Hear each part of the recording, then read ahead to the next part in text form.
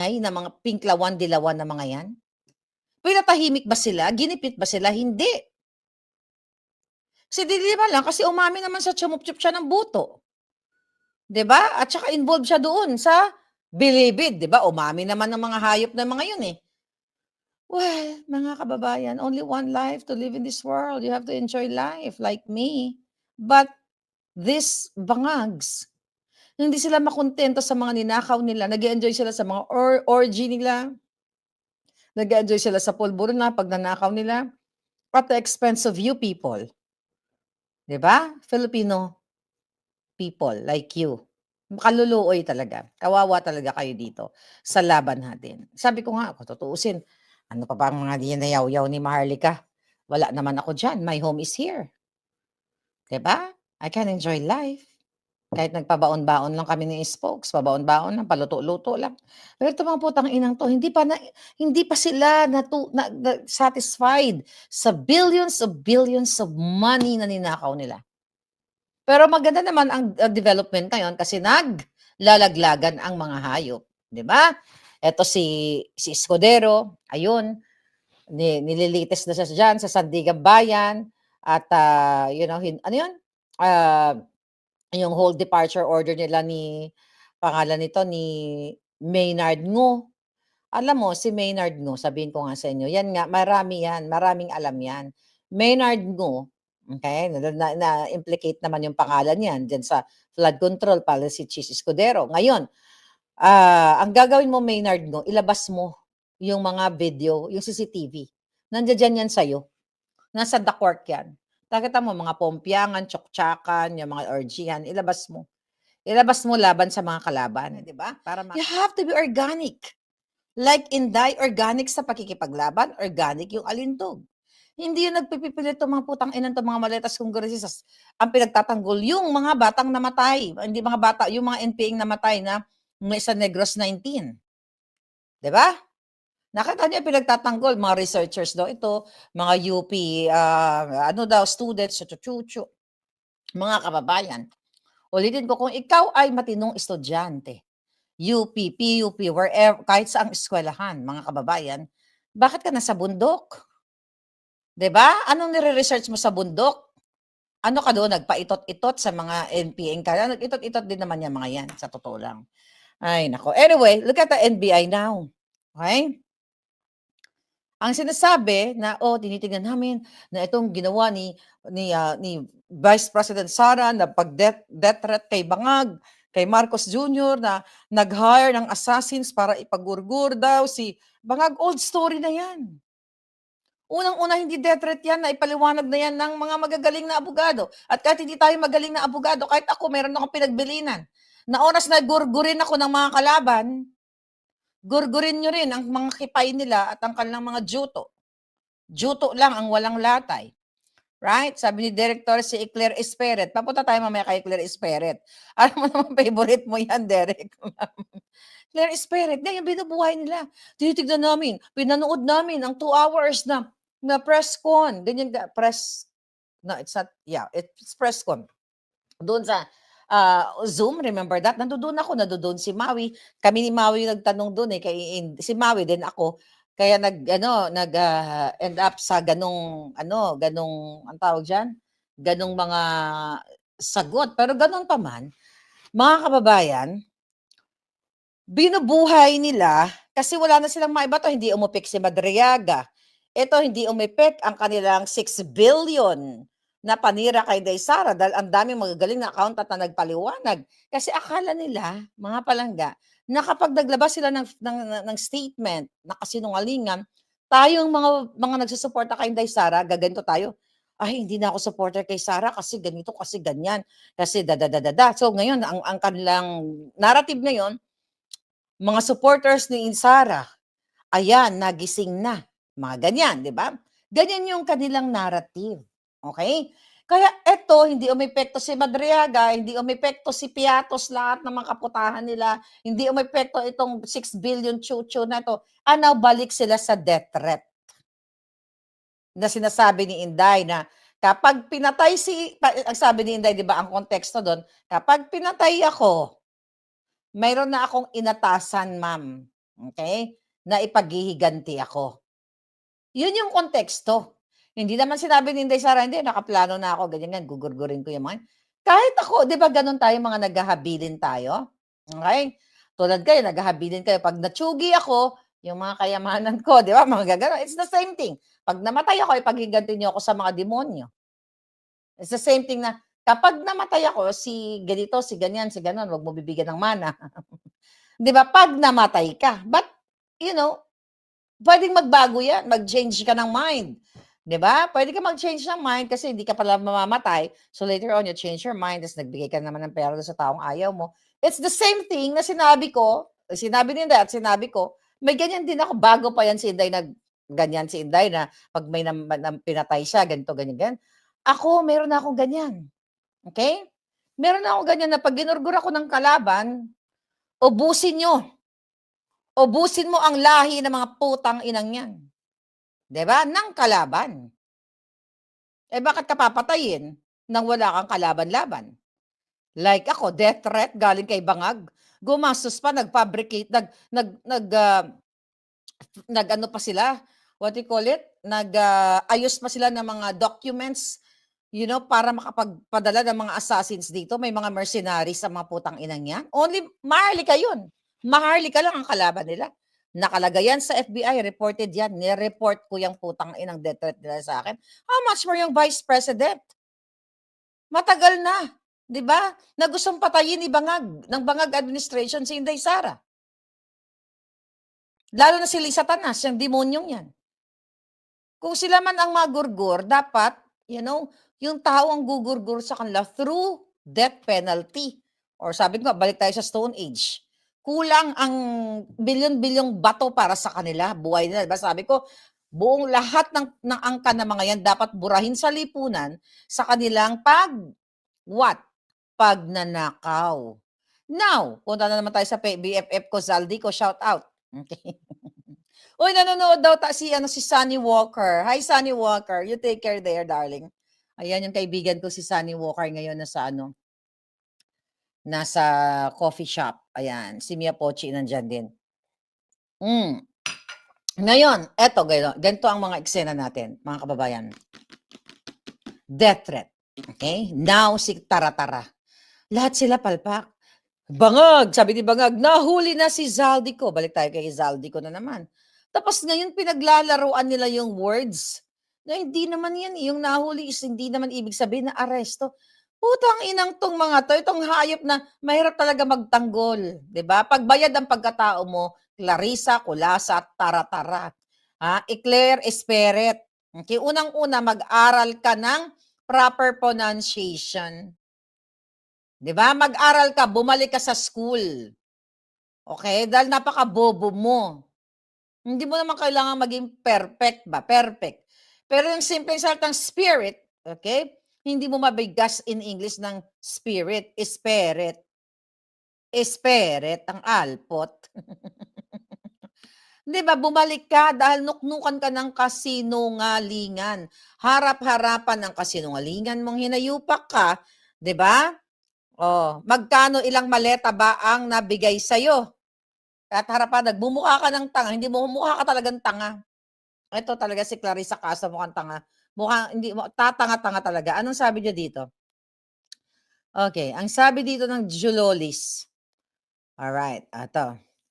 Kapag sinabi natin, 'di ba, parang akala mo laging nasa, panitikan ang hayop, eh, hindi naman marunong, 'di ba? Kapag sinabi natin na nahuli si Zaldico, it doesn't necessarily mean na it's an arrest. Ang nahuli na salita ay very general. Puwede nating sabihin na napahinto, na-stop, na-prevent sa pagkilos. Hindi mali ang ulat ng Pangulo noong April 16. Harap-harapan, we talk about nahuli, wag mong ibahin ang kwento. Puwede nating sabihin na nahuli, napahinto. Ano siya, jeepney? Ano si Zaldico? Stop! Wait a minute. Ano ba yun? Yung may reel na gano'n, 'di ba? Stop! Wait a minute, 'di ba? Napahinto, ano sa sasakyan? Eh, ang pinag-uusapan natin dito, Clarissa Castro Esperet, yung konsepto, okay? Yung anggulo na nahuli in legal term. 'di ba? Dahil nasa gobyerno kayo, gobyernong bangag. Kung nasa kanto tayo na nagkukuwentuhan, "Uy, si ano, si Maring Saba napahinto kasi nabilaukan ng ano, ng buto." 'Di ba? Sa 'Di ba? Iba 'yun kung nasa kanto tayo, "Hoy, alam mo ba mare, yung kumare nating si Saba, anong sabi niya, napahinto, nahuli ng asawa ni Dayan kasi nabilaukan ng buto." 'Di ba? So, hindi mo mas puwedeng sabihin yung nahuli doon is naaresto. Puwede mo naman sabihin, "Hoy, alam mo ba si Saba, 'di ba, habang tsumutsuk-tsuk, naaresto." Ayun, hindi mo puwedeng gamitin yung salitang naaresto, yung biglang nabilaukan si De Lima dahil tsumuptsup siya ng juto, 'di ba, naaresto ako. 'Di ba? Kasi, my God, putang-ina na naman ito, Clarita. Clarita tara-tara, Clarissa tara-tara, ano na naman ito, grabe. So, 'di ba, paano mo gagamitin 'yan? Paano mo gagamitin 'yan? Teka muna, ang sabi ni Delima, "Aw! Napaaresto ako." Kasi kasi ang liit lang nung juto, hindi sumabay. Ayan, makabasusan na naman 'to, eh.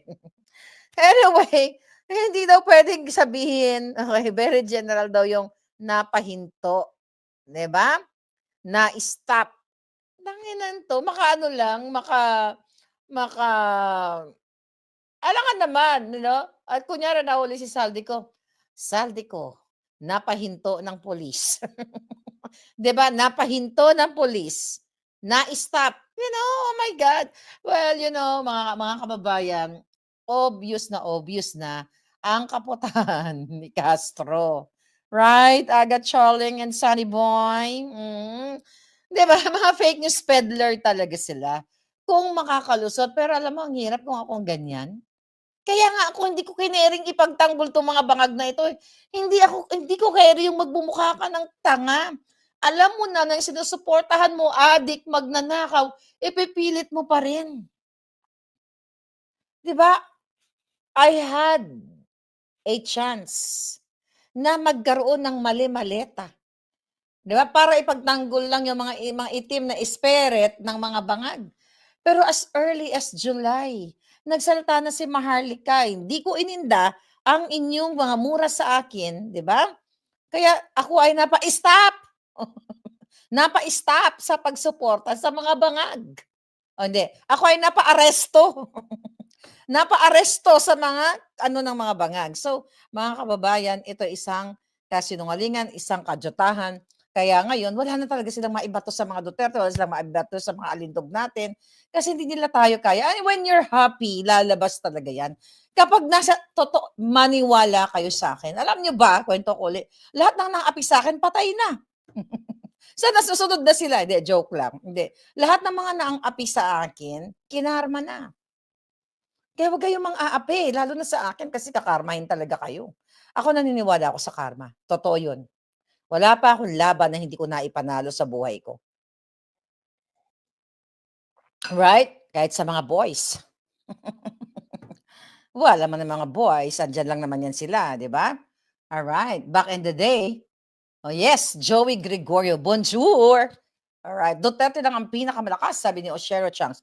Now ito, sabi ni Matibag, itong Matibag na ito, nag-fabricate ng mga kwento laban sa mga defensor, laban sa atin, It's the same thing, lahat NBI magpapalit-palit man daw sila, okay? Magpapalit-palit man daw sila ng leadership. O no, ng evil ship, 'di ba? Evil ship diyan, pareho pa rin 'yan na tao ni Satanas at ni Bangag. Sabi ni Matibag, we treat yung threat na ginawa ng Vice President also as continuing threat. Dahil malinaw doon sinabi niya mayroon na siyang na-hire para gumawa ng paggurgur kung may nangyari. Wala siya sinabing nag-hire.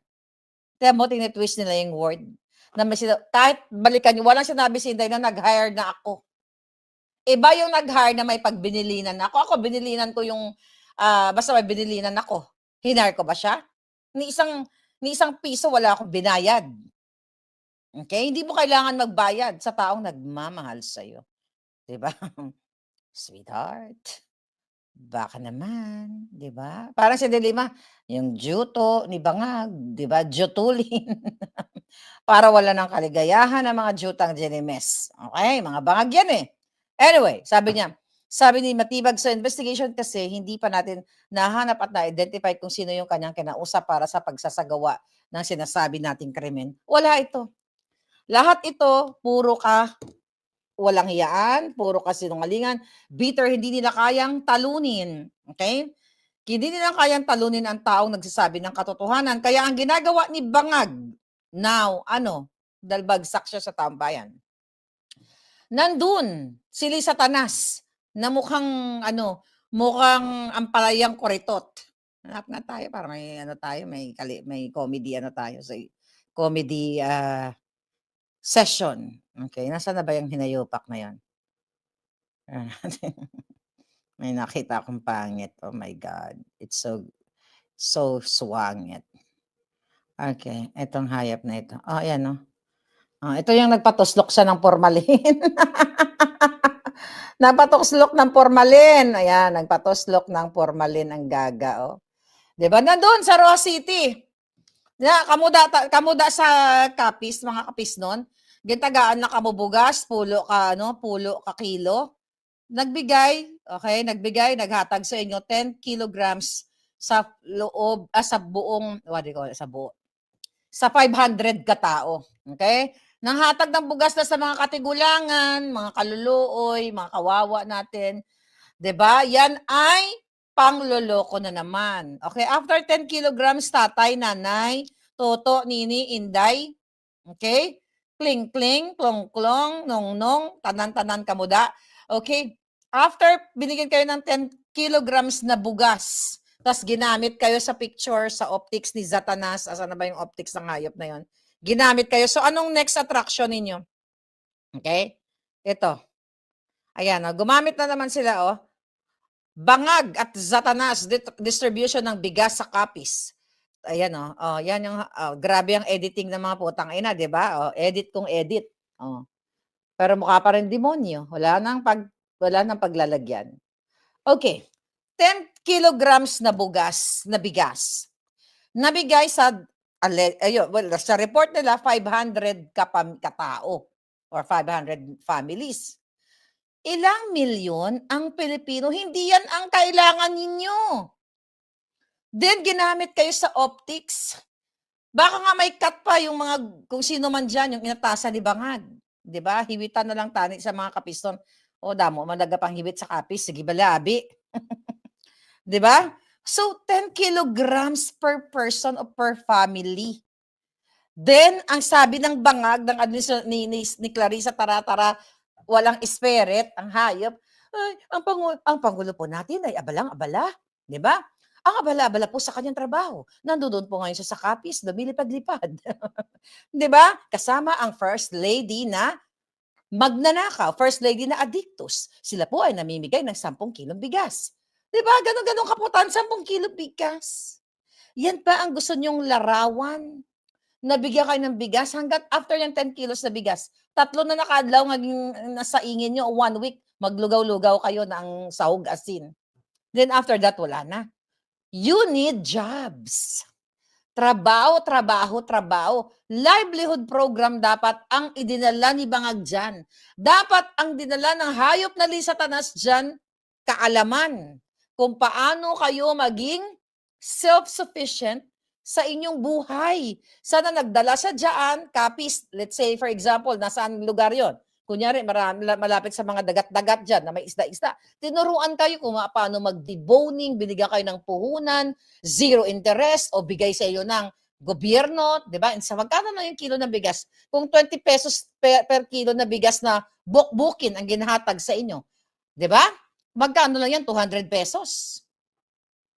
200 pesos. Nilagay lang sa magandang sako. Tapos yung mga bigas pala, may mga insekto na. 200 pesos. Kung binigyan kayo sana ng puhunan, ng kaalaman, 'di ba? Ang bigyan ng mga kaalaman, yung mga kabataan, yung mga working class o mga working age, yung mga lolo't lola, ang ibinigay dapat ni Bangag dyan sa ating mga elderly, pension. Okay? Na ayuda. Well, ayuda sa mga pension yung nasa batas naman yan, may pension yung mga elderly natin, pero ₱500 lang yata yan, tama ba? Hi Nelson, how are you palangga? Bonjour. From see you in Paris. Okay. Tell me mga kababayan, yung ating mga kawawang lolo't lola, may pension ba natatanggap sa barangay? Hindi ko kasi alam, eh. Okay.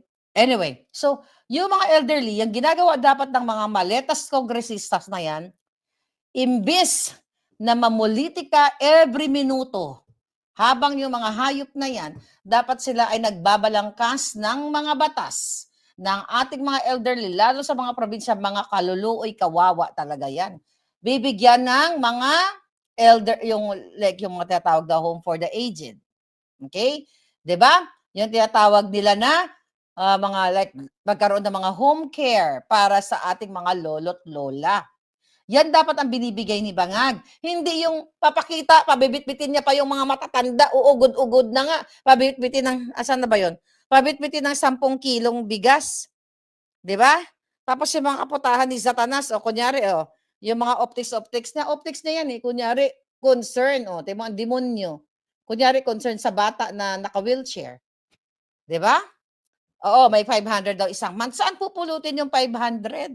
Ang mga elderly natin, kung ako maging presidente ninyo, hindi ako nagbibiro, and I hope gagawin ni Inday Sara. 'Di ba? I-urge ko ipupush ko sa Kongreso na ang ating mga elderly, patatayuan ng mga facility all over the Philippines. 'Di ba? Payback time natin sa ating mga elderly. Kaluluo, yung mga tigulang diyan, mga matatanda, nakita ko nagbitbit ng mga walis, 'di ba? Mga kangkong na binibenta para lang makakain, kawawa sila. Kawawa 'tong ating mga palangga. Tapos ngayon ginagamit ni Bangag, pabibitbitin ng, "Oh, Nay, bitbitin mo yung 10 kilo, pipicturan ka namin, optics." Tapos sasabihin ni Clarissa, "Tara, tara, spirit, mga kababayan, ang ating po Pangulo ay namahagi ng 10 kilong bigas. Pagkatapos po niyang suminghot, sabog na sabog po siya ngayon, kaya eto ang optics namin. Si Satanas naman po kade-deliver lang ng pera sa kanyang mga offshore accounts. Kaya ito po ang aming optics ngayon. Kami ay nabigay ng 10 kilong bigas na bukbukin." You know, yan yung ginagawa ng Bangag administration. Mas kawawa yung AIDA na kinalat ni Bangag. Kaya mo, sila lang naman nagkakahawaan. Deserve nila yan, palangga. Deserve nila yan. Hmm. A time to rest back. Sabi ni Charlene, "Mans was quiet for the longest time. Nainis na rin sa kalaban, boom, time to rest back." Dapat naman talaga rest backan. Kung ako may capacity na gano'n, rest backan ko lahat ng mga nanggigipit sa akin. Pero kung titignan ninyo, nung panahon ni PRRD, kinasuhan ba yung mga maiingay na mga pinklawan, dilawan na mga yan? Pinatahimik ba sila? Ginipit ba sila? Hindi. Si Dilima lang kasi umamin naman sa chumup-chup siya ng buto.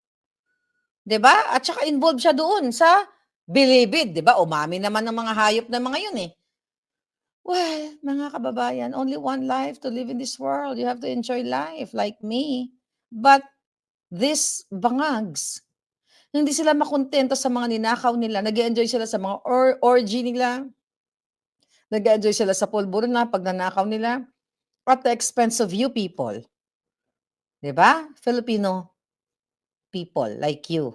Kaluluoy talaga. Kawawa talaga kayo dito sa laban natin. Sabi ko nga, kung tutuusin, ano pa ba ang mga dinayaw-yaw ni Maharlika? Wala naman ako diyan. My home is here. 'Di ba? I can enjoy life. Kahit nagpabaon-baon lang kami ni Spokes, pabaon-baon lang, paluto-luto lang.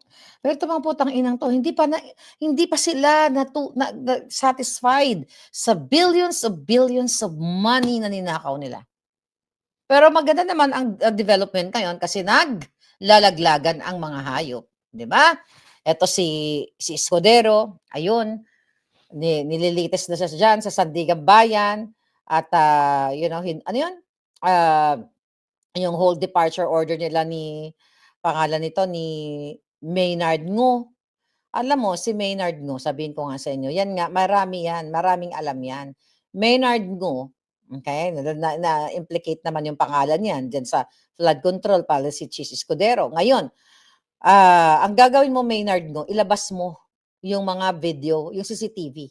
Nandiya-diyan yan sa'yo, nasa the court yan. Nakita mo mga pompyangan, tsaktsakan, yung mga orgihan, ilabas mo. Ilabas mo laban sa mga kalaban, para makita namin dito o ano mo sa'kin, i-send mo, 'di ba? Pero yan ay mga magkakakampi sila. Gano'n sila mga kabayan, maglaglagan na Martin Tambalosos, I don't know, we don't know yet, okay? Kasi drama-drama lang. But one thing for sure, si Zaldico wala sa check. Wala sa check si Zaldico, 'di ba? Anong sabi ng mga hayop nitong si who's that? Secretary of Injustice Vida. Nag-post ng padasal-dasal pang hayop. Nagpadasal-dasal pa. Teka, nakita ko. Yun ang nakita ko kanina sa kay Spoke Sari Roque. Alright, okay. Ito mga kababayan, ang ginawa, ang daming post ni ayan, oh.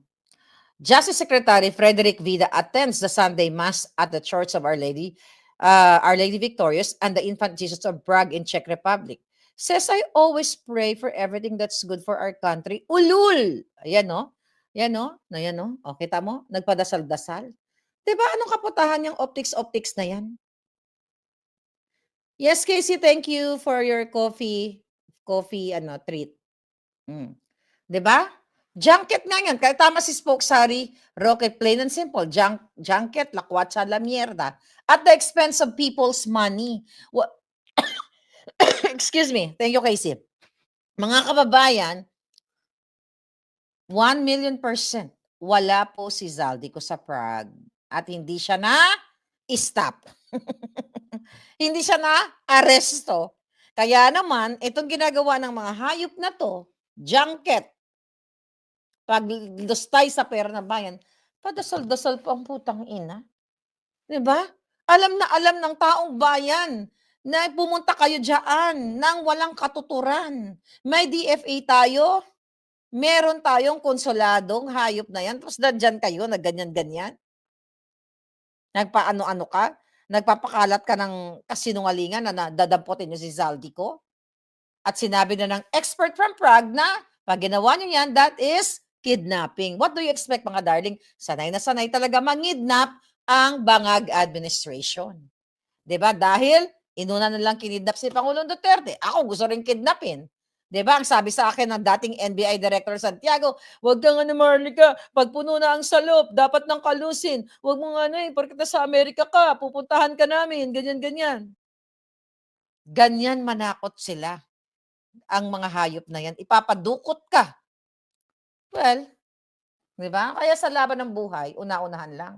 'Pag nakita mo ang mga kalaban, nasa gilid-gilid, bago ka dusakin, dusakin mo na. Right? No, 'yan ang realidad. Kuwento ko sana 'to, pero baka wala, baka malaban ng kalaban ko ano yung style ko. Once upon a time, hindi na, 'wag na 'yun. Baka patay na yung kalaban ko. Ano 'yan, baka sabihin niyo, ang galing-galing ko, 'di ba? 'Wag na 'yun, masyado ng mayabang 'yun. Hmm. Anyway, sa labanan ng buhay, mga palangga, kailangan smarte ka. Hindi po puwedeng tatanga-tanga ka. Napapatayin ka na, gugurgurin ka na, magpapakalungya-langya ka pa rin. You have to fight.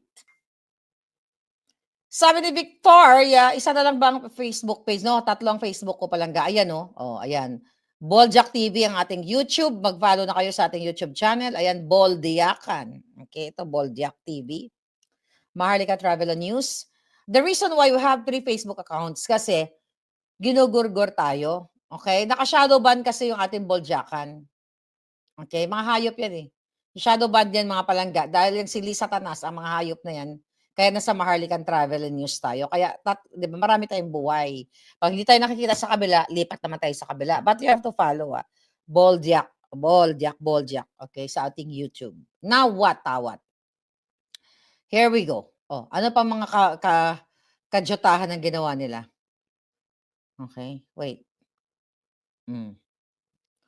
Si Diliman nagchup-chup-chup-chup ng juto-juto ni Dayan-Dayan nasa harapan. Si Diliman nagchup-chup-chup-chup ng juto-juto ni Dayan-Dayan, siya ay nasarapan. May isa kasaba na nag-chup-chup ng juto. May isa kasaba na nag-chup-chup ng juto. Teka, wait, tingnan natin 'to. Tingnan mo. DOJ, hindi inalis ang posibilidad na nakawala na sa otoridad ng Czech Republic si Zaldico. Nakita nyo? Yan yung mga headline nila. Ano yan? Hindi inalis ang posibilidad. Kaya nga fake news peddler si Marcos Jr.